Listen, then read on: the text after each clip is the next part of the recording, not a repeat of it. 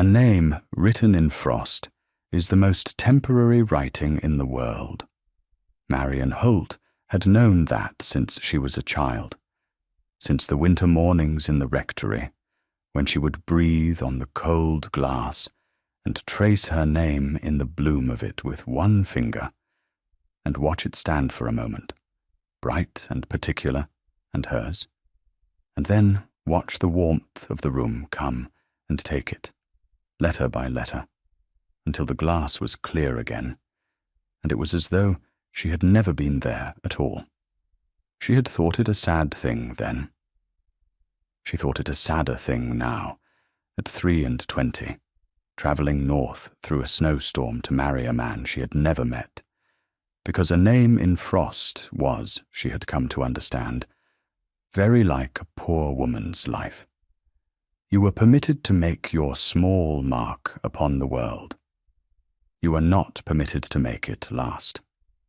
The coach had been 6 hours on the road from the last town, and the snow had been falling the whole of it.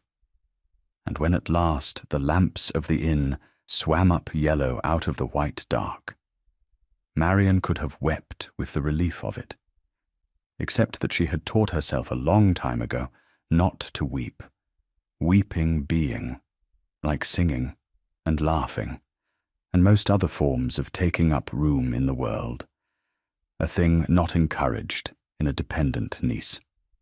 The inn was called the Bell, and it stood where the high road crossed the moor at the bleakest point of the whole bleak county of Derbyshire. And on a fair night it was a lonely place, and on this night it was an ark. The storm had stopped everything that moved. The yard was a chaos of stranded coaches and steaming horses and shouting ostlers, and the inn itself was packed to its old oak rafters with travellers who had given up the road, gentry and farmers, and a parson, and a pair of card sharps, and a fat wool merchant, all of them crammed into the low, warm rooms, together by the great democracy of weather, which does not care a straw for rank when the snow comes down. Marian got down, stiff and frozen, her small box handed after her, and stood a moment in the trampled snow of the yard, gathering herself. She was alone. Her uncle had not thought it necessary to send anyone with her beyond the coachman, who was paid to deliver the coach, and not the niece, and who had not spoken 6 words to her in 6 hours.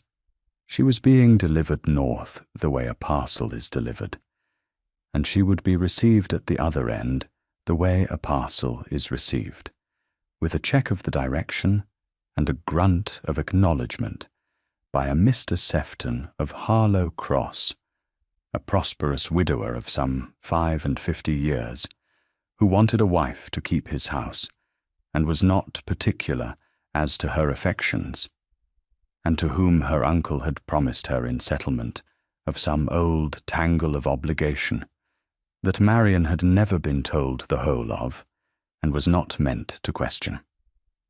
She did not love Mr. Sefton. She had never seen Mr. Sefton. She knew of him only that he was old, and rich in a small way, and wanted a managing sort of woman who would not expect to be courted, and that her uncle had described her to him, in a letter Marian had not been meant to read, and had read, as a sensible plain girl of good family, and no fortune, who would give no trouble. No trouble. That was to be the whole of her epitaph, written while she yet lived. Here lies Marian Holt, who gave no trouble. She lifted her chin because lifting one's chin was free and cost nobody anything, and she went in out of the cold. It was in the crush by the great fire that she first saw him, though she did not know then who he was, and would not have behaved one whit differently if she had. The best place by the fire had been taken, as the best places always are, by those most accustomed to taking them. A hard-faced woman in furs had spread herself and her 2 daughters and her maid across the whole of the settle nearest the blaze, and they sat in their warmth and watched the rest of the room shiver with the serene indifference of people who have never in their lives had to stand at the cold edge of anything.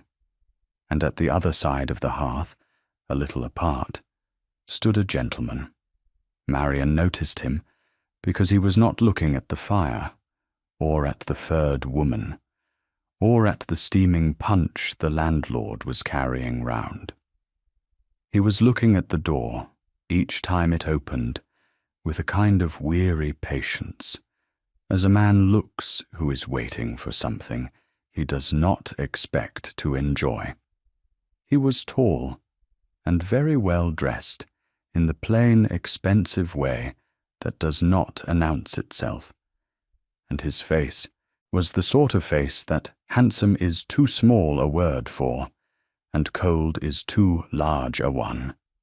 A grave, still shut face, the face of a man who had learned somewhere to give nothing away, and had been giving nothing away for so long that he had perhaps forgotten there was anything behind it to give. He looked, Marian thought, like a man at his own funeral. He looked like a man being delivered somewhere, the same as she was. She found a corner. She did not expect to be noticed, and she was not. She took out the bread and cheese she had been provident enough to bring, and ate it small, the way one eats when one does not know when the next meal is coming, or who will be expected to pay for it. And she watched the warm, bright, careless room, and felt the particular loneliness of being cold in a place where everyone else is warm. It was the gentleman who broke it, and he did it without a word, and she never afterward fully understood why he did it at all. The furred woman's smallest daughter, a child of perhaps 4, who had been left to fret and fidget while her mother held the fire, had wandered off in the way of bored children, and got herself wedged behind a settle in the crowded room, and begun, quietly at first, and then not quietly, to cry, the lost, frightened wail of a very small person who has discovered that the world is large, and she is not in it where she meant to be. Her mother did not stir. Her mother, indeed, said sharply across the room for someone to stop that dreadful noise, as though the noise were a draught that a servant might be sent to shut out. And the grave, cold gentleman by the fire, who was a stranger to the child and owed her nothing, set down his glass and went and got down on one knee in his fine coat in the press of the crowded room, and spoke to her. Marian could not hear what he said. She could see only that he said it quietly, and that the child stopped crying to listen, the way frightened children will for a voice that takes them seriously, and that he held out his hand, and that the child, after a doubtful moment, took it, and let herself be led back round the settle to her mother, who received her with a slap and a scold, and not one word of thanks to the man who had brought her. The gentleman rose, and brushed off his knee, and went back to his place by the fire, and his cold, shut face had not changed at all, and Marian Holt, watching from her corner, felt something turn over in her chest. Because she knew that face now. She had seen what it covered. A man does not get down in the dirt of a crowded inn for a stranger's crying child, with nothing to gain and no one of consequence watching, unless somewhere under all the cold there is a great deal that he has decided it is safer not to feel. She knew about that. She had decided a few things were safer not to feel herself. They spoke once that night, and only a little, and it was the merest accident of the crowded room. The landlord was carrying round a great steaming jug, and there was hot wine in it for those who could pay, and small beer for those who could not. And Marian could pay for neither, having spent her last coin on the inside seat, and meaning to make her bread and cheese serve. She was passing the hearth toward her cold corner, when the gentleman, who had got himself a cup and not touched it, held it out to her, simply without ceremony, as though it were the most ordinary thing in the world for a fine gentleman to offer his wine to a plain woman in a travelling cloak. "You look colder than I am," he said. His voice was low and grave, and there was no condescension in it, which surprised her, for she had a great deal of experience of the kind of charity that costs the giver nothing, and the receiver her pride. "I have no use for it. I find I cannot taste anything tonight in any case. You would be doing me a kindness to take it off my hands."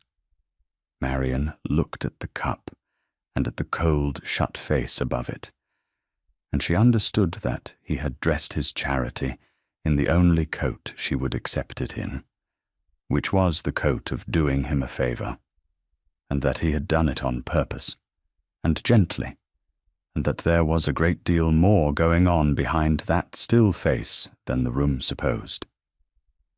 "Thank you," she said, and took it, and warmed her 2 hands round it, and did not drink straight away, only held it, because the warmth of it through her chapped fingers was worth more in that moment than the wine.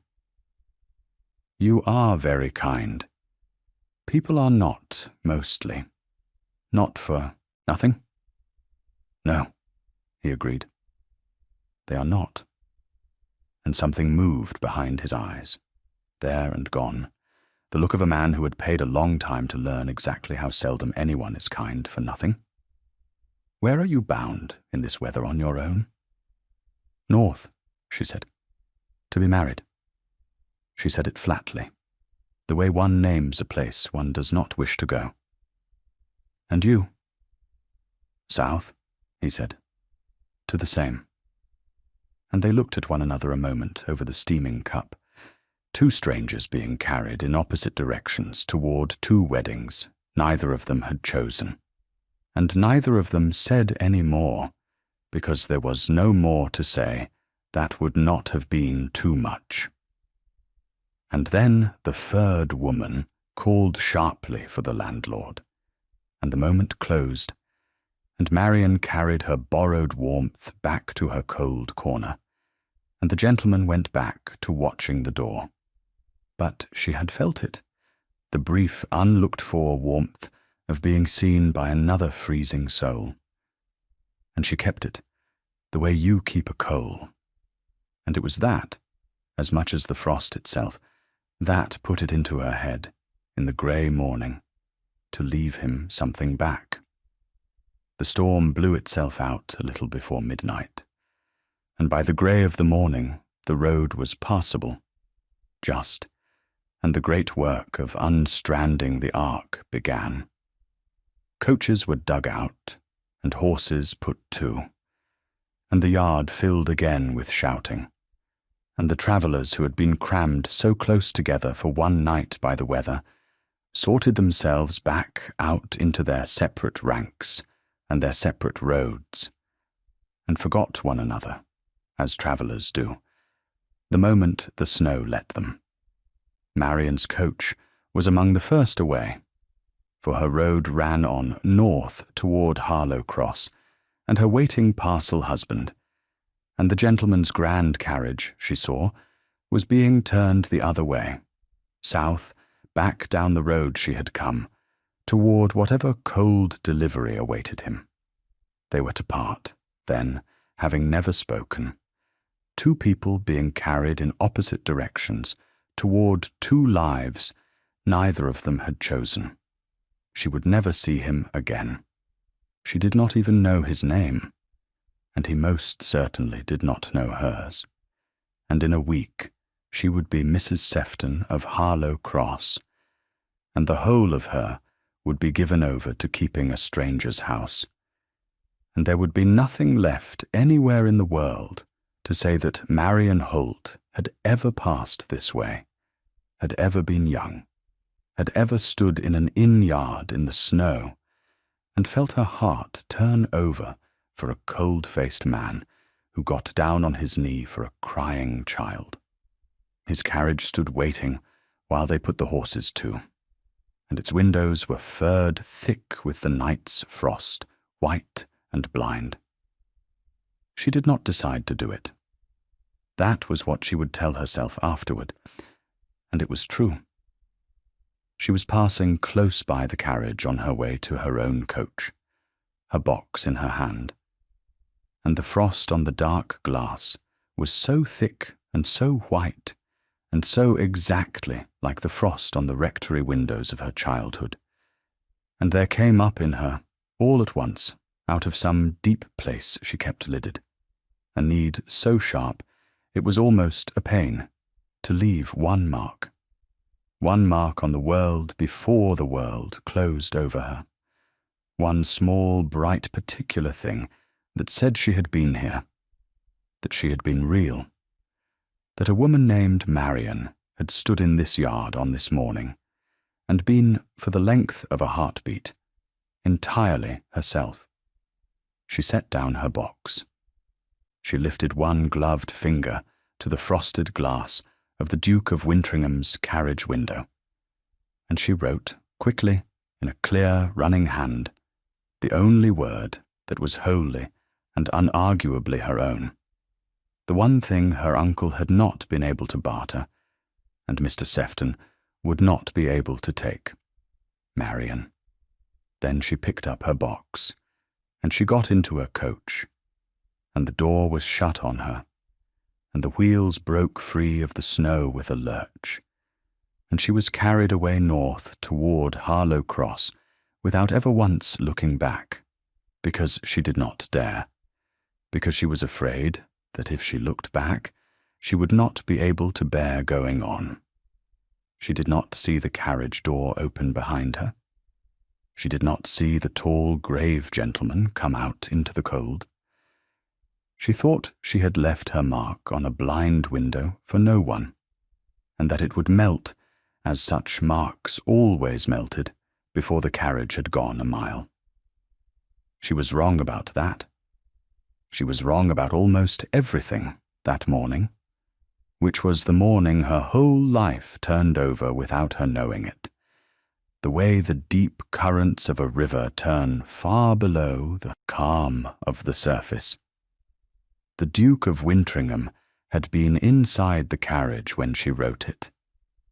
He had been sitting in the cold dark of it, waiting for the horses, his mind already gone ahead of him down the southern road to the thing that waited at the end of it, when the letters had appeared on the glass before his eyes.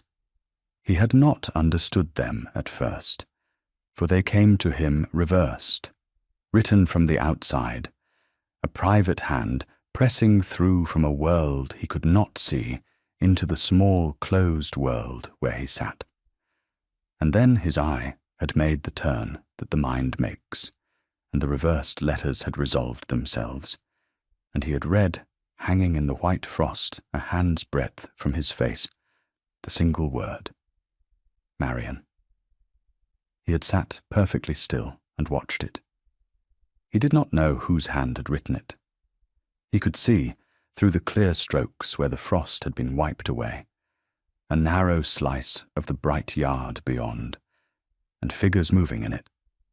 And he could not tell which of them had done this thing, had reached out of the anonymous cold and written a name on his window, as though leaving a message in a bottle for whoever might be sealed inside. A name, not a plea, not a direction, not a word of begging, such as the poor pressed on him daily through every kind of window. Only a name, only the smallest and the proudest thing a person can offer. Here I am. This is who I am. I was real. I passed this way. He had got the door open and come out into the yard. but the yard was all motion and snow, and there were 100 women in it, muffled and hooded against the cold, and not one of them was looking at him, and not one of them wore a sign that said, "I am Marion," and a coach was already pulling away north with a lurch and a spray of snow, and another, and another, and the moment was gone, scattered into the general scramble of the morning, and he stood there, bareheaded, in the cold like a fool, with no notion in the world which of the departing coaches carried the hand that had written to him. And when he turned back to the carriage, the name was already going. The warmth of the day, such as it was, the pale sun struggling through, the breath of the horses had begun their work, and the bright, clear strokes of it were softening, blurring, running, the way frost runs. And he watched, helpless, as the letters of a name he did not know lost their edges, and slid and failed, and were gone, until the glass was only clear glass, wet now and ordinary, with no sign on it that anyone had ever written anything there at all. He had it by heart, though. He found he had it entirely by heart, every line of the running hand, as though it had been written not on the glass, but on him.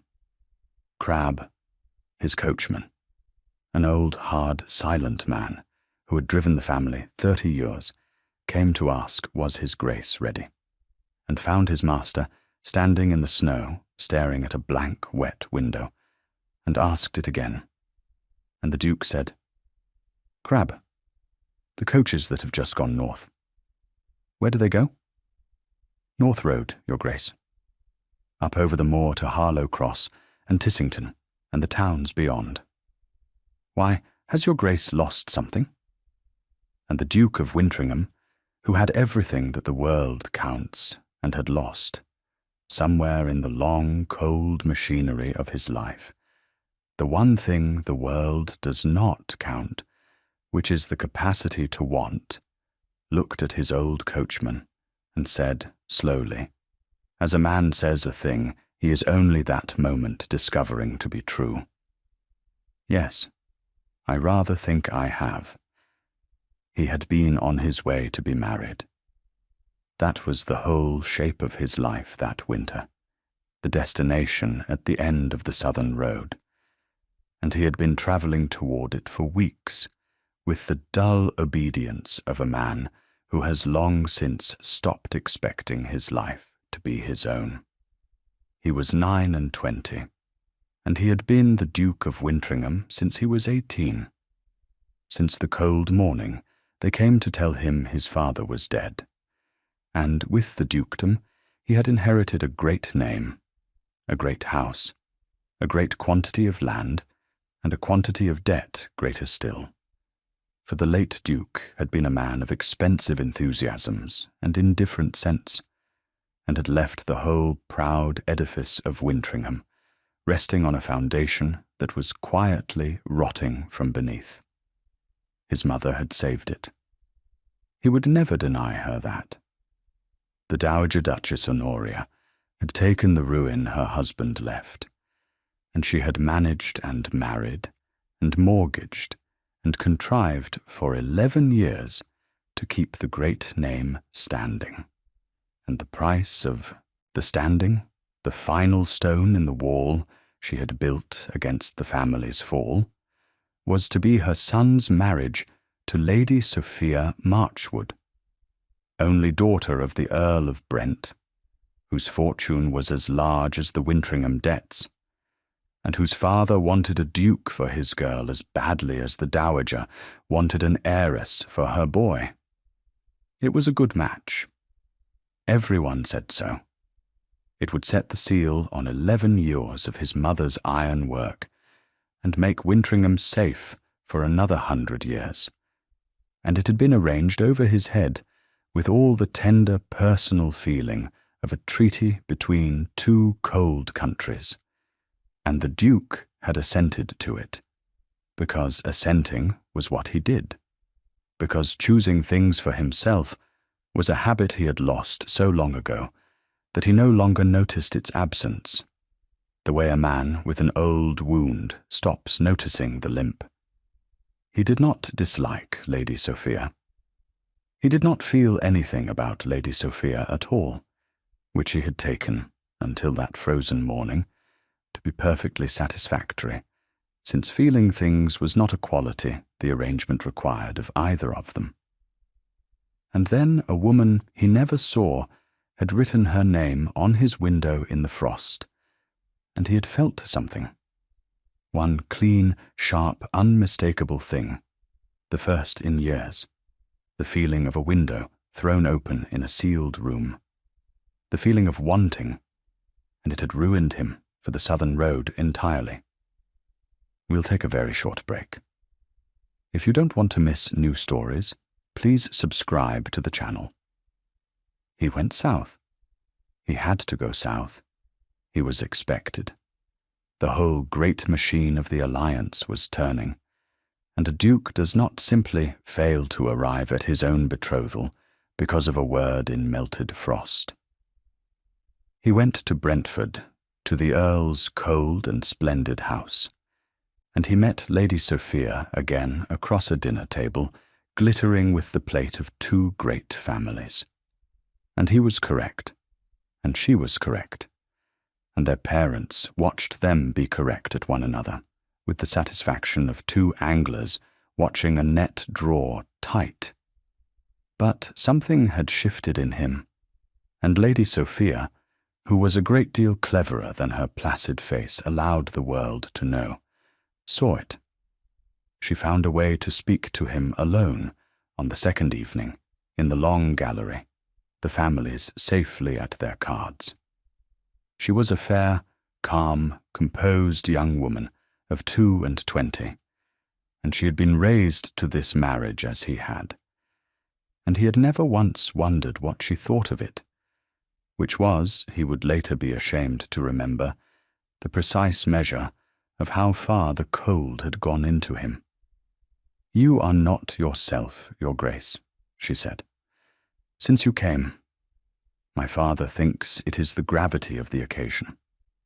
My father is a fool about everything except money, which is the only thing he has ever troubled to understand. I do not think it is gravity. I think something has happened to you on the road. And I find I should like to know what, because I am to spend my life with you. And I have a natural curiosity about the man." He looked at her, this calm, clever stranger he was to marry, and he made, without quite deciding to, the first honest decision he had made in years. He told her. He told her about the snowbound inn, and the crying child, and the name in the frost on the glass, and the way it had gone before he could find the hand that wrote it, and the way he could not stop thinking of it. A woman he had never seen, a name and nothing more, and how it had woken something in him that he had thought was dead, and that he did not know what to do, because he was a man of honor, and he was promised to her. And yet, Lady Sophia Marchwood listened to the whole of it without a flicker. And when he had done, she was quiet a moment, and then she did an extraordinary thing. She laughed, a soft, real, relieved laugh, and she sat down on the gallery window seat as though a great weight had come off her, and she said, "Oh, thank God. Thank God. I thought I should have to marry you." He stared at her. "Your Grace," she said, "I am going to tell you something I have told no one but my maid, who is loyal, and my own pillow, which is discreet. There is a man, a perfectly unsuitable man, a younger son with a profession, and 400 a year, whom I have loved for 2 years, and whom my father would sooner see me dead than married to. I agreed to this match with you because I am a dutiful daughter, and I could see no way out that did not break my family, and I have been grieving my whole heart quietly behind a calm face for 6 months, and despairing. And now you come to me and tell me you have lost your heart to a name in the frost, and I could embrace you for it, because do you not see what it means? It means neither of us wants this. It means we are two prisoners who have each been pretending to the other that we like the cell. And two prisoners, Your Grace, who discover they are agreed, are a great deal harder to keep than one. And the Duke of Wintringham, who had walked into that long gallery, a man alone in his trouble, looked at his betrothed and found, against every expectation, an ally. They made their plan there, in the cold gallery, the two of them, in low, quick voices, like conspirators, which is what they were. It would not be easy. Two great families had built this alliance, and two great families would not see it dissolved without a struggle. And the Dowager Honoria, above all, who had spent 11 years on it, would fight to her last breath to hold it together. But Sophia knew her father, and the Duke knew his mother, and between them they understood the machine they were caught in well enough to know where it might be broken. The Earl wanted the dukedom. Very well, there were other dukedoms, and Sophia, freed of Wintringham, could be steered toward her younger son if the thing were managed with patience and a little ruthlessness. And the Duke, freed of Sophia, could go and do the thing his whole soul now bent toward, which was to find the woman who had written her name on his window and gone north into the snow. Find her first, Sophia counseled him, shrewd, before you break anything. You cannot throw over the alliance of the season for a name in the frost. My father would have you in Bedlam, and your mother would help him. But find her, learn whether she is real, whether she is free, whether she is anything to you beyond a fancy born of a cold morning, and then, if she is, come back, and we will pull the whole house down together, you and I, and each of us go free. But find her first. It was good counsel. He took it. He took it north, in the worst winter the Peak had seen in 20 years, with old Crab on the box, and a few clues that were hardly clues at all. A Christian name, a direction, a morning, and an inn called the Bell. And there, at the Bell, the search very nearly died before it had begun, because a coaching inn in a great storm keeps no register of the 100 souls it shelters, and the landlord remembered nothing and everything, and could put no name to any face, and there had been 40 women on the north coaches that morning, and they had gone to 40 different ends of the cold north country, and the Duke of Wintringham stood in the tap room of the Bell where it had all begun, and understood that he was looking for a single melted snowflake in a county under snow. It was Crab who saved it. Old, hard, silent Crab, who had been listening, in the way of servants, while his betters despaired, and who said in the yard, turning his hat in his hands, "Begging your Grace's pardon. The coaches keep a way bill. The booking offices, not the inn.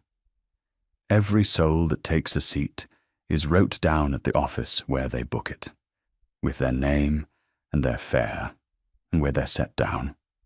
The inn's no good to us.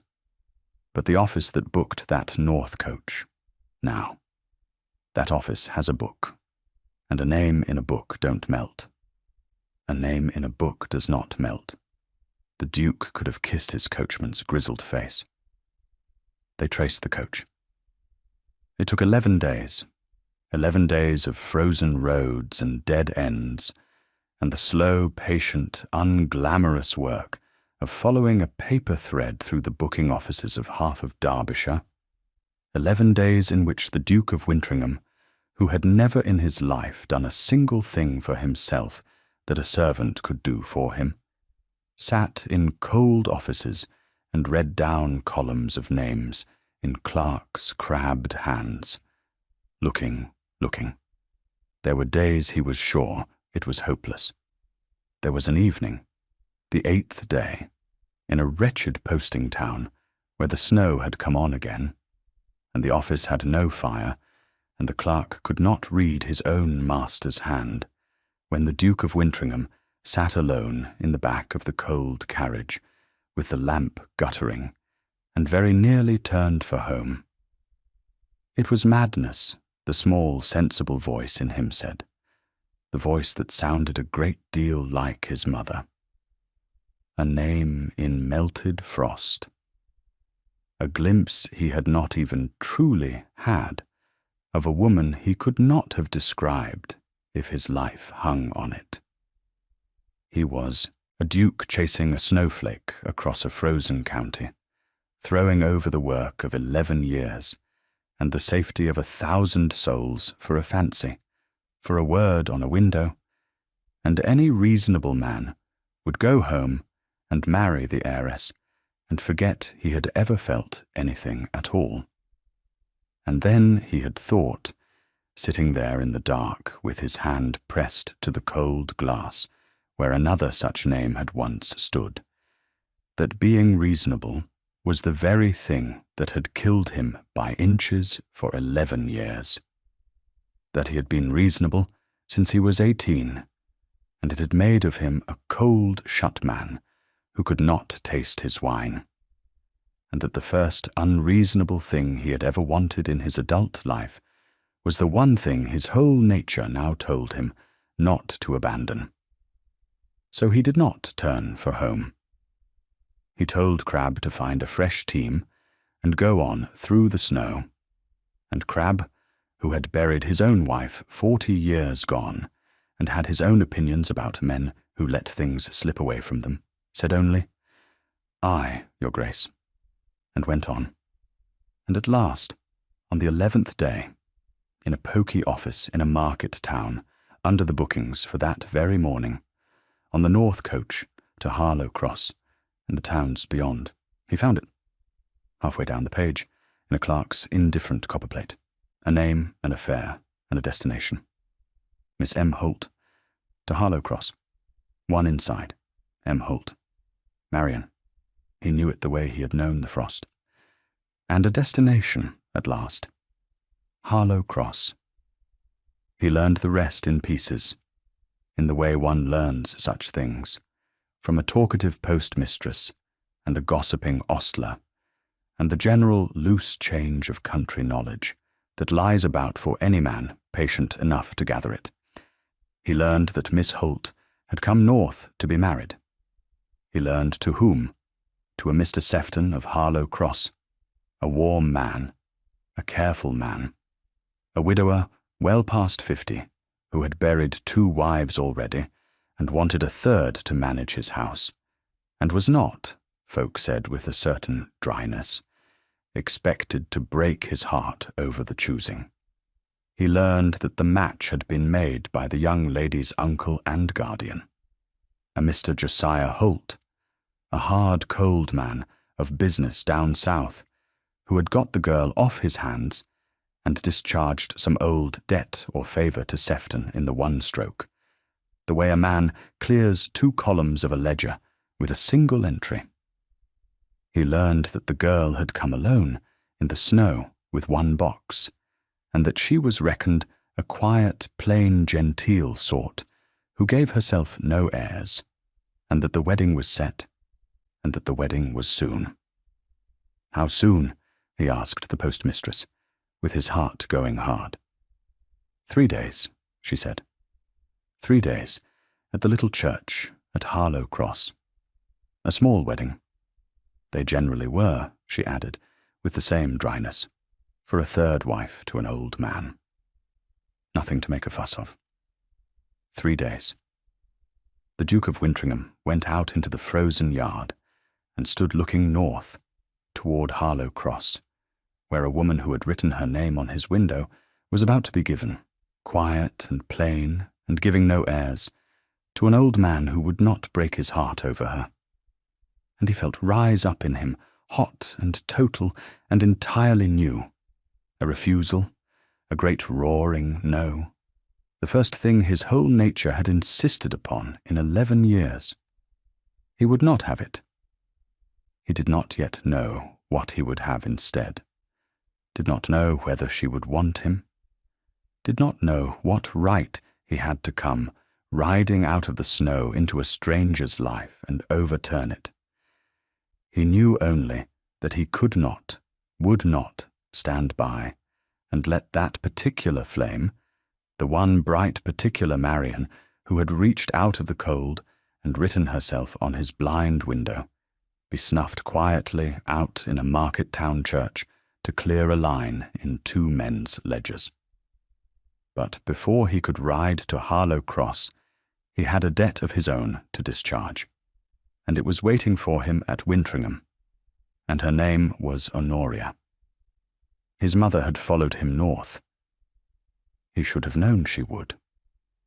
The Dowager Duchess had spies the way other women had servants, and she had learned within days that her son, instead of pressing forward the alliance she had spent 11 years building, had bolted into the Derbyshire snow on some errand his servants would not name, and she had come after him in her own travelling chariot, grim and upright and very cold, to bring her boy to his senses.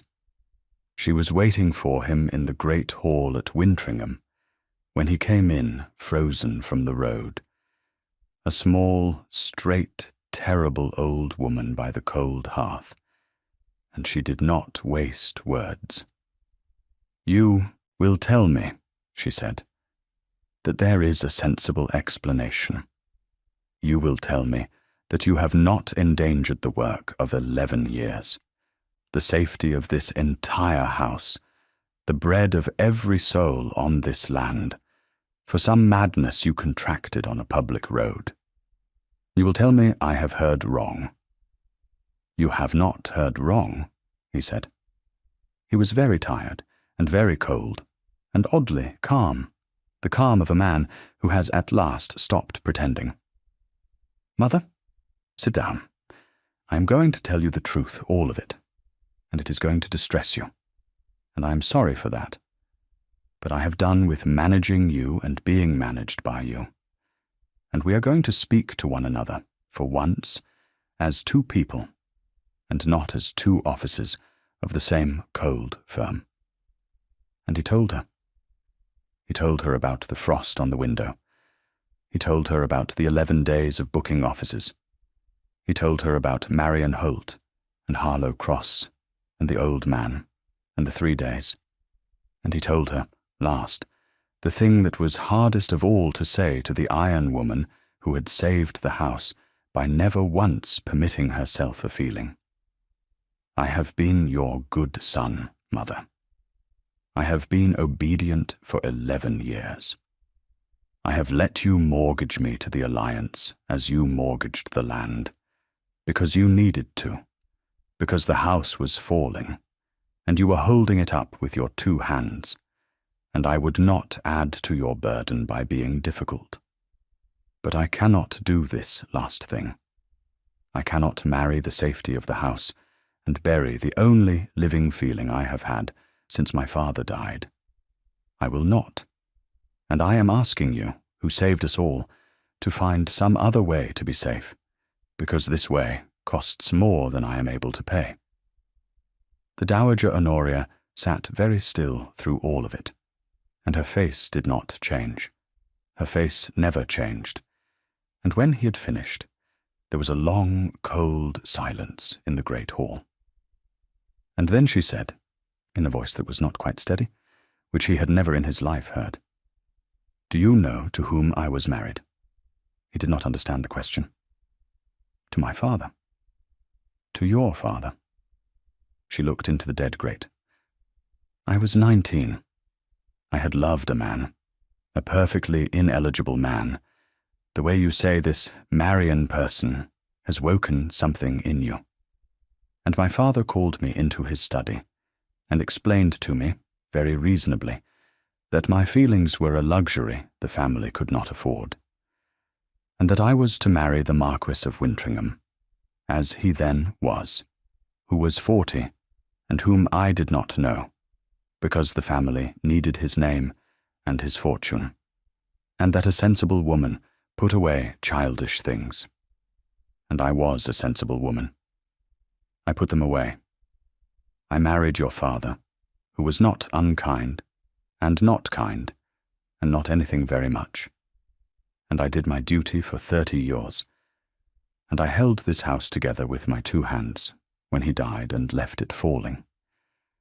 And I have never, not once, in 40 years, permitted myself to wonder what the other life would have been. Because to wonder is to go mad, and a woman in my position is not allowed to go mad. She turned and looked at her son, and her old eyes were terrible, and they were wet. I arranged your marriage, she said, the way mine was arranged, because it was what I knew, because I have spent my whole life believing that feeling is the thing you sacrifice, and safety is the thing you buy, and that anyone who chooses otherwise is a fool who will bring the house down on all their heads. And I look at you now, and you are telling me you mean to be that fool. And the dreadful thing, the thing I cannot forgive, is not that you are throwing away the alliance. It is that I am sitting here, an old woman who put her own heart in the ground at 19 and called it virtue, and I am envying you. God help me. I am sitting here, envying my own son the courage I was never permitted to have. The Duke of Wintringham crossed the cold hall and knelt down before his mother's chair, as he had once knelt before a crying child in an inn, and he took the iron hands that had held up his whole world, and he said, "Then let me have the courage for both of us, mother. Let me be the fool, and let the house take its chance, the way houses must, because a house that can only be saved by burying its children alive is not worth the saving, and you have given too much to it already, and I will not let it take you too, not the last of you, not the part that just told me the truth." And the Dowager Duchess Honoria, who had not wept in 40 years, who had put her own heart in the ground at 19 and stood guard over the grave of it ever since, put her face down against her son's cold hair, and wept at last, terribly, for the girl of 19, and the life she had not lived, and the Duke held her, and the great cold house of Wintringham, for the first time in longer than anyone living could remember, held something warm. "Go to Harlow Cross," she said at last, when she could speak. "Go now, tonight. Do not wait for the morning. The roads are bad, and the wedding is in 3 days, and you will want every hour of it. And Lawrence," she had not used his name, his given name, in years. "If she is real, if she is what the frost made you believe she is, then you bring her home to me, and I will love her as I never let myself love anything, because she will have done for you the one thing I was too much a coward to do for myself. Now go." He went. Marian had come to Harlow Cross on the worst day of the worst week of the winter, the snow driving level off the moor, and the house that was to be hers had risen up out of the white murk, grey and square, and shut. A prosperous house, a cared-for house, with good curtains in the windows, and a good fire in the hall, and not one thing in it that was glad to see her. Mr. Sefton's housekeeper, a Mrs. Vesey, who had run the house through 2 wives already, and meant to go on running it through a 3rd, had looked her up and down in the hall with the flat, appraising eye of a woman taking the measure of her next mistress, and finding her unlikely to give much trouble, which was the housekeeper's whole ambition in a mistress, and had shown her to a cold, good room, and left her there with the snow ticking at the glass. She had her first sight of Mr. Sefton at supper, and her first sight told her the whole of it. He was a heavy, comfortable, grey-whiskered man, who ate well, and spoke little, and looked at her, over the good plain food, with exactly the mild satisfaction of a man who has bought a sound horse at a fair price, and is pleased to find it has turned up as described. He asked her whether she had had a tolerable journey. He told her the house ran on regular hours, and that he kept early ones. He observed that she was sensible-looking, which he plainly meant for the highest praise in his gift, and that he had had enough in his life of women who wanted managing, and hoped she would not be one. And then he had returned to his mutton, his business with her concluded, the chair inspected and approved, and Marian had sat across the wide, cold table from the man she was to spend her life beside, and understood that she could grow old and grey, and die in this house, and Mr. Sefton would never once, not on the day of her death, wonder what she had thought about, or feared, or loved, because it had not occurred to him that a sensible wife was a thing that thought, or feared, or loved at all. She did not weep. She had given that up. But on the third night, alone in the cold, good room, she did the one thing that was left to her, which was to make a small private resolution, and a poor woman's resolution is the only territory in all the world that no uncle and no husband can enter without her leave. She resolved that she would not pretend. She would marry him because she had no power on earth to refuse, and she would keep his house honestly and well, because she was honest, and she did things well.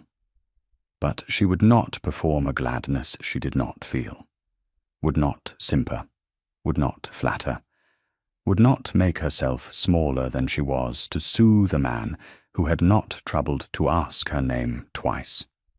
She would give good service and keep her own soul.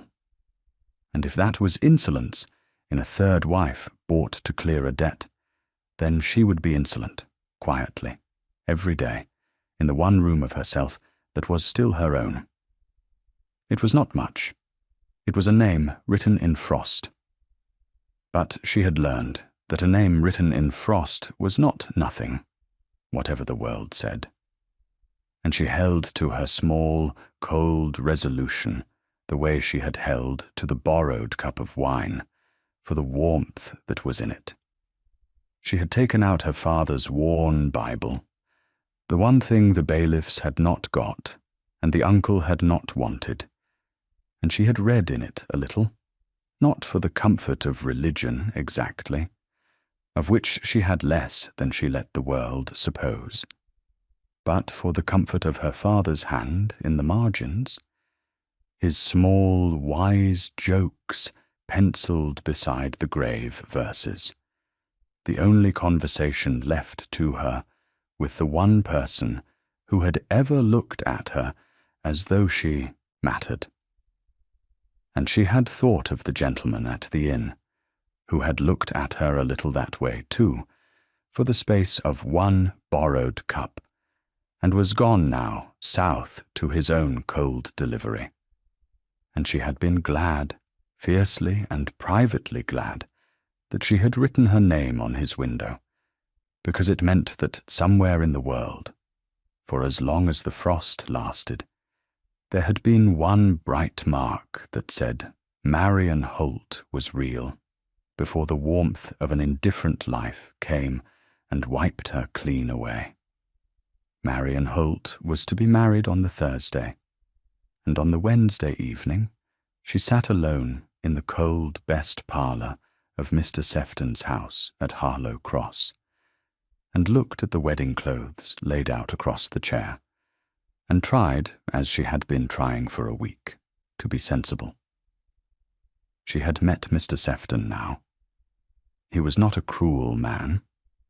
She had braced herself for cruelty, and found instead something almost worse, which was indifference, a settled, comfortable indifference.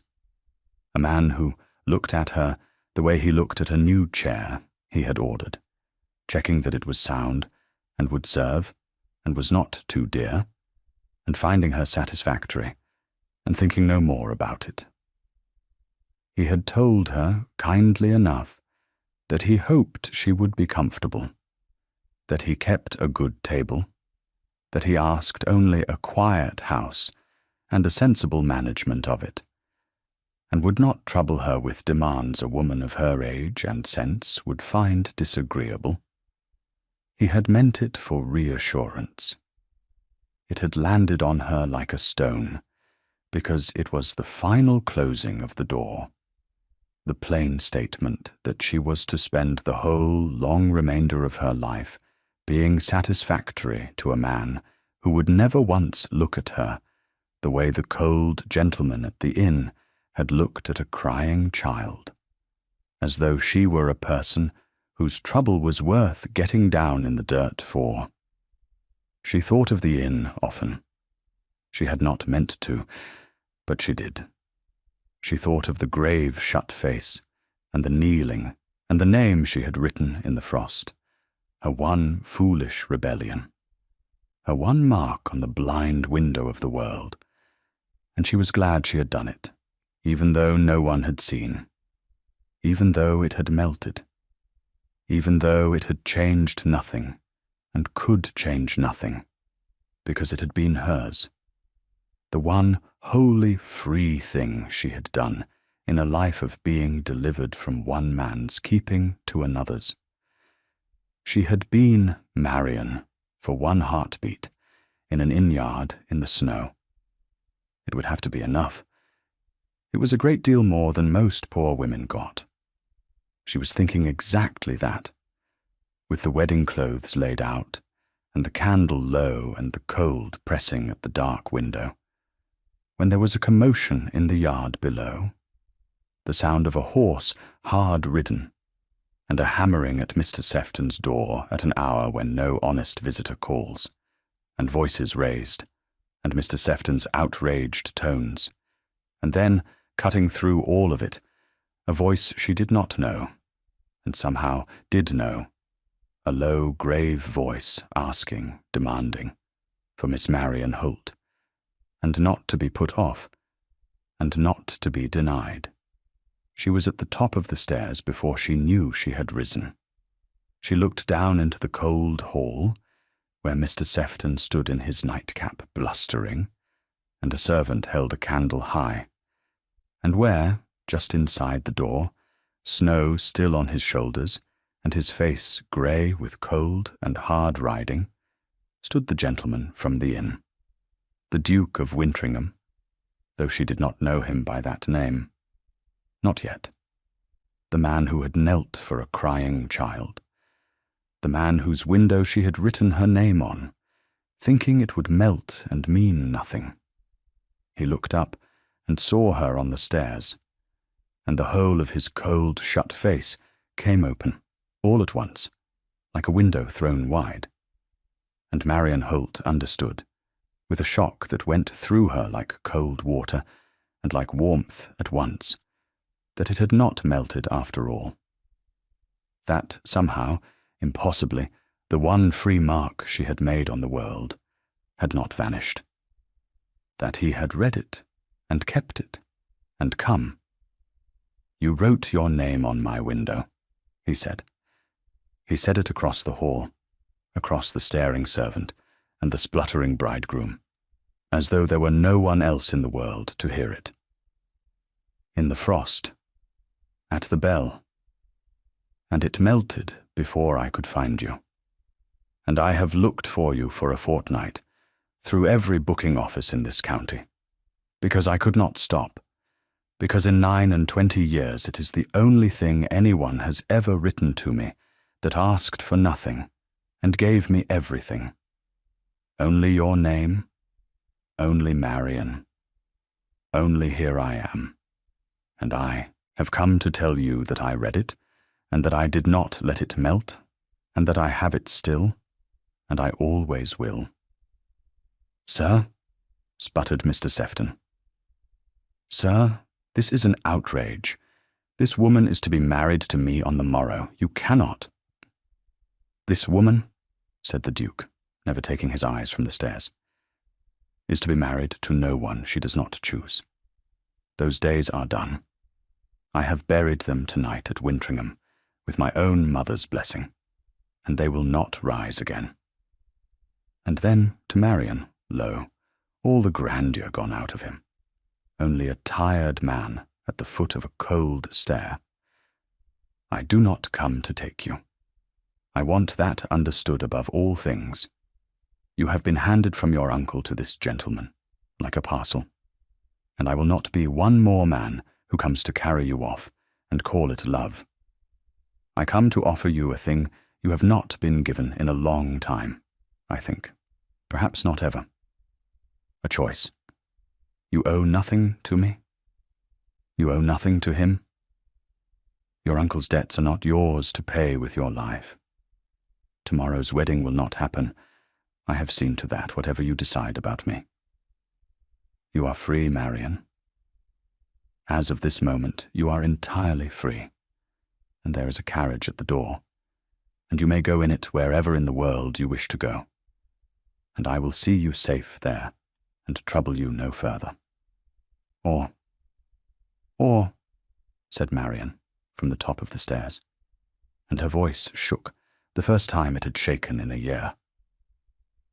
Or you may come to Wintringham, he said, where there is an old woman who very much wants to meet the person who wrote her name in the frost, and where there is a man who has discovered, too late to be sensible about it, that he had stopped being alive some years ago, and did not begin again until a stranger reached out of the snow and wrote one word on his blind window.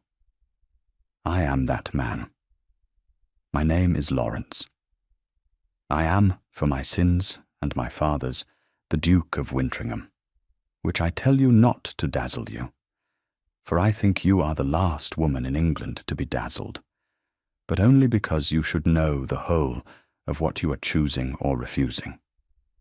Come, or do not, but choose it, Marian, for yourself, freely, the way you wrote your name. That is all I ask, that you choose. The cold hall was utterly still. Mr. Sefton had stopped spluttering. The servant's candle guttered. 1 breath, 2, 3, and Marian, at the top of the stair, stood very still, and did the hardest thing she had done in the whole of her hard life, which was to think clearly in the one moment she had been waiting for, without knowing she waited for it. For it would have been the easiest thing in the world to run down those stairs into the warm, astonishing fact of being wanted, of being come for, of being the one woman in a cold county that a duke had ridden 11 days through the snow to find. She was 23, and she had never once been chosen. And here at the foot of the stair stood a man offering to choose her before the whole staring world, and every starved thing in her strained toward it. But she had made herself a resolution, 3 nights gone in a cold room, that she would not be handed from one man's keeping to another's, that she would keep the one room of herself that was her own, and she found, looking down at him, that the resolution held even now, even here, even against this. A duke who came to carry her off was still a man come to carry her off, however gently, however the heart leapt, and she had had a bellyful of being carried. So she looked for the thing she needed to see before she moved a foot. And she found it. And it was this, that he had not commanded her, as her uncle would have, nor inspected her, as Sefton had, but had stood in the cold hall and laid the whole choice in her own 2 hands, and stepped back from it, had said, "Choose," and had meant it, had built her a door, and then stood away from it so that she might walk through under her own power, or not at all.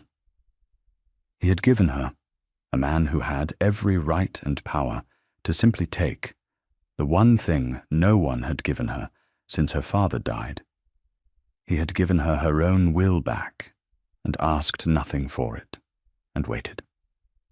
That was what undid her. Not the title, and not the rescue, and not the 11 days. That he had ridden through a county of snow to lay a free choice at the foot of a stranger's stair, and then trust her to make it. A man who would do that, she thought, was a man who had looked at her at the inn, and seen, behind the plain, sensible woman who gave no trouble, a person whose will was worth restoring to her. It was the look her father had given her. It was the look she had despaired of ever being given again. And Marian Holt came down the stairs. She came down slowly, in no one's keeping, neither carried nor delivered, nor handed from one man to another. A free woman crossing a cold hall under her own power for the first time in her life. And she came to stand before the Duke of Wintringham. And she looked at him, full in the face, the way she had looked at no one in years, the way one looks at a person one means to keep. "You came," she said, "for a name in the frost. That should have melted." "It did melt," he said. "On the glass. It did not melt anywhere that mattered." She was quiet a moment. Then she said, "I have spent my whole life being told I gave no trouble. It was meant for praise. It was the worst thing anyone ever said of me, and I made my peace with it, because peace was cheaper than the alternative." She lifted her chin, the old free gesture, the one thing they had never been able to take. "I find I should like, very much, to give a great deal of trouble. Starting tonight, starting with not marrying Mr. Sefton, which I think will trouble a number of people exceedingly, and which I am going to enjoy more than is strictly Christian.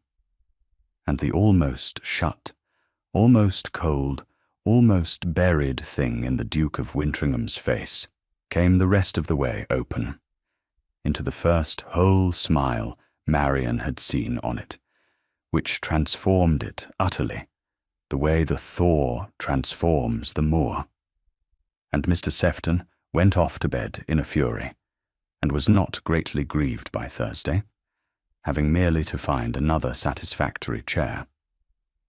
And Marian Holt walked out of the cold house at Harlow Cross into the snow, of her own free choosing, and got into the carriage with the frosted windows, and was carried south this time toward a place she had chosen, which is a different journey entirely from being delivered, though the roads be the very same. They were married in the spring, when the snow had gone off the high moors at last, and the becks ran full and loud with the melt of it in the small church on the Wintringham land. And it was not a grand wedding, the bride having no taste for grandeur, and the groom having lost his, but the whole of the estate came to it, every soul on the land, because the new Duchess had a way of speaking to a person as though he were worth the speaking to, whatever coat he stood up in. And word of that travels faster on an estate than any herald. The Dowager Honoria gave the bride her own mother's pearls, which she had not worn in 40 years, and she wept again at the wedding, which the household found so alarming, the Iron Dowager weeping twice in one season, that it was talked of below stairs for a decade. She loved Marian in the end, as fiercely as she had loved nothing in her long guarded life, because Marian had done the brave thing the dowager had been too frightened to do. And there is a particular tenderness the old keep for the young, who manage to escape the trap the old walked straight into. The house was not, in fact, ruined. It came nearer than the dowager liked, for the Brent alliance was lost, and Lady Sophia married her unsuitable younger son with his profession and his 400 a year, and was, by every report, radiantly and improperly happy, and sent the new Duchess of Wintringham a letter once a month full of an affection that scandalized both their mothers. But a great estate, carefully managed, can weather the loss of a marriage it can no longer be permitted to make. And Marian, it turned out, had a head for management that her uncle had used for years without ever once thinking to pay her for it. And between her sense and the dowager's iron and the Duke's discovery, late but real, that a man might actually attend to his own affairs, Wintringham came through, smaller and plainer than the dowager's pride would once have allowed, and happier than it had been within living memory. It was not a triumph without cost. Marian knew that, and never forgot it. There were things the world did not give back. The years of being a parcel were spent and gone. Her father, who had loved her and left her nothing but his goodness, was dead and would never see the daughter he had called the kindest girl in the county become the Duchess of anywhere. Her uncle, written to coldly and once, did not trouble to reply, having no further use for a niece who had stopped being a debt to be discharged and become a duchess to be resented, which is a thing certain men cannot forgive. The world did not hand back the wasted years. It never does. But it had, against all the odds and all the frost, handed her a life she had chosen, and that was a thing so rare among women of her old station, that she held it every day the way you hold a coal in winter, carefully, gratefully, knowing its worth. The Duke kept the carriage. He would not have it sold, nor the window changed, the window she had written on. And once, the first winter of their marriage, on a hard, frosty morning, when the bloom lay thick and white on the glass exactly as it had at the bell, he took her out to it, and he put a finger to the frost himself, clumsily, a man who had never been taught to leave marks, because the world had always been so careful to mark everything for him. And he wrote, slow and ill-formed, a single word: Marian. There, he said. I have written it now, too. It will melt, the same as yours did. But you taught me the thing I had got entirely wrong all my life, which is that it does not matter that it melts. It mattered that you wrote it. It mattered that you were there on that morning and reached out of all that cold and made one bright mark to say so. I had a whole life of names that do not melt, Marian, names cut in marble and cast in bronze and entered in the great proud books that outlast the people in them, and not one of them ever reached me, not one of them ever made me feel a single living thing. And then a poor woman with no fortune and one box wrote her name in melting frost on my blind window, expecting nothing, expecting it to vanish. And it was the only writing in my whole life that ever truly arrived. So I will write yours back to you every frost there is, and let it melt every time, and not mind it, because the writing was always the thing, not the last. And Marian Holt who was the Duchess of Wintringham now, but who would always, in the deep private place where a person keeps the truest thing about herself, be the girl who had written her name on a stranger's window, thinking it would mean nothing to no one, watched her name stand bright and particular on the cold glass, and begin, already, gently, to fade. She did not mind the fading. He had taught her that, in his turn, the same lesson back again, which is how it goes with two people who have each saved the other, that the mark need not last to be real. She had made her mark on the blind window of the world, once in the cold, expecting it to melt, and a man inside, sealed in his cold, proud carriage, had read it, and had not let it melt where it mattered, and had not stopped, through 11 days of frozen roads, and 40 years of his mother's grief, and the whole iron weight of a name he had never asked for, until he had found the hand that wrote it. A name in frost is the most temporary writing in the world. Marian had believed that her whole life, and grieved it, and made her peace with it. She had been wrong. Some names, written in the cold by a free hand, expecting nothing, reach the one heart that was waiting to read them, and never melt at all. And it made all the difference. Thank you for listening to the story all the way to the end. Please tell us which city you're watching from, and what the story made you feel. Don't forget to subscribe so you won't miss new stories